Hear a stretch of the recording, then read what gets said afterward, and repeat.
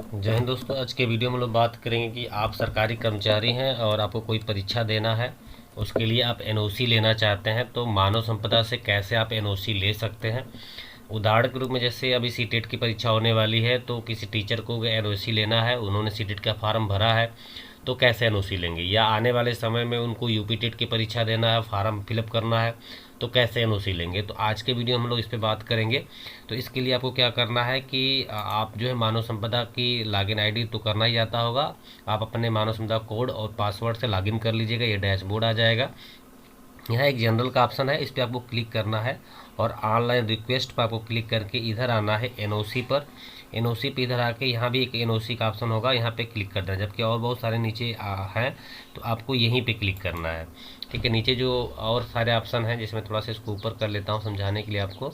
Online request में जब आप एनओसी पे जाएंगे तो ये जो चीज़ें हैं वो देखने के लिए, जैसे ये आपका जनरेट हुआ ऑर्डर है कि नहीं है, पेंडिंग रिक्वेस्ट है, अप्लाइड आपने किया है, तो ये सारी चीज़ें देखने के लिए है। लेकिन आपको अप्लाई करने के लिए आपको इस पर ही क्लिक करना होगा। जैसे क्लिक करेंगे ये ऑप्शन आपका आ जाएगा। तो यहाँ पे आपको ऑप्शन मिल रहा है कि अध्ययन हेतु आप एनओसी लेना चाहते हैं, अन्य सेवा में जाने हेतु, पासपोर्ट निर्गम हेतु, विदेश यात्रा हेतु। तो आपका कार्य जैसा हो, फिलहाल इस समय आप अध्ययन हेतु लेने जा रहे हैं, किसी को विदेश जाना होगा तो विदेश के लिए भी ले सकता है। तो ये सारे चार कार्यक्रम में जिसकी जो आवश्यकता हो, हम बात कर रहे थे परीक्षा हेतु, तो यहाँ पे हम करेंगे अध्ययन हेतु।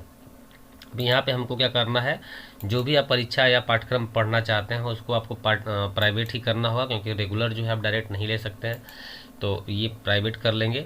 इसके बाद यहाँ पे जो है, यहाँ सारे कोर्स पूछा है कि क्या करना चाहते हैं, आप डिप्लोमा करना चाहते हैं, ग्रेजुएशन करना चाहते हैं, पोस्ट ग्रेजुएशन, तो ये सबसे कोई मतलब नहीं, हमको परीक्षा देना है तो एनी अदर पे कर लेंगे। और यहाँ पे कोर्स का नाम लिखना होगा। आप कोर्स का नाम में जैसे आपका सीटेट का एग्ज़ाम है तो आप यहाँ पे सीईटी एग्ज़ाम लिख सकते हैं, यूपी टेट का एग्ज़ाम होगा तो यूपी टेट एग्ज़ाम लिख सकते हैं, या फिर अगर कोई कोर्स है तो आप कोर्स भी लिख सकते हैं, जैसे आपका यहाँ पे होगा उस टाइप को लिखना होगा। और सेम यहाँ आप देखेंगे कि पाठ्यक्रम का मानक लिखा है, तो अगर आप कोई और कोर्स करना चाहते हैं तो उसका मानक कुछ और होगा। यहाँ पे सिर्फ एग्जाम का है तो आप CTET एग्जाम ही लिख दीजिएगा, काम हो जाएगा। यूपी टेट एग्जाम होगा तो यूपी टेट एग्जाम लिख दीजिएगा। इसके बाद देखिए यहाँ पे आपको ध्यान देना है कि ये ड्यूरेशन पूछा है कितने दिनों का लेना चाहते हैं, तो अगर फार्म भरने के बाद परीक्षा की जो स्थिति होगी उस हिसाब से यहाँ पे रख लेना। अभी फिलहाल जैसे अब परीक्षा जो है 8 या 9 तारीख को है, समय 2-4 दिन का है, तो आप जो है 1 मंथ कर सकते हैं, 1 मंथ तक वैलिड रहेगा।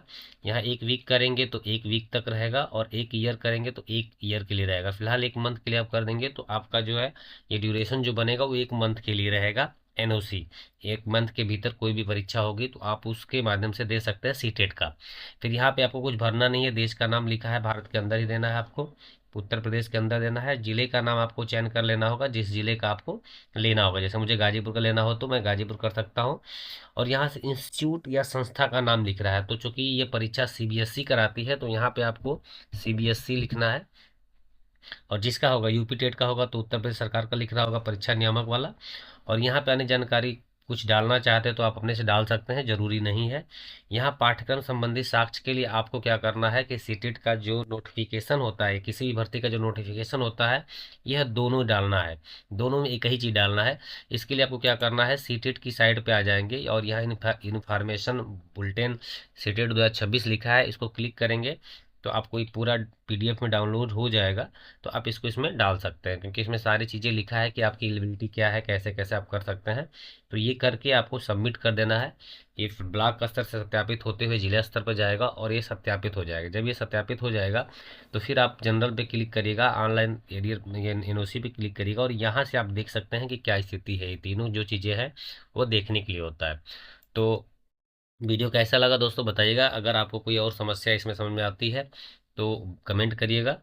धन्यवाद दोस्तों, जय हिंद।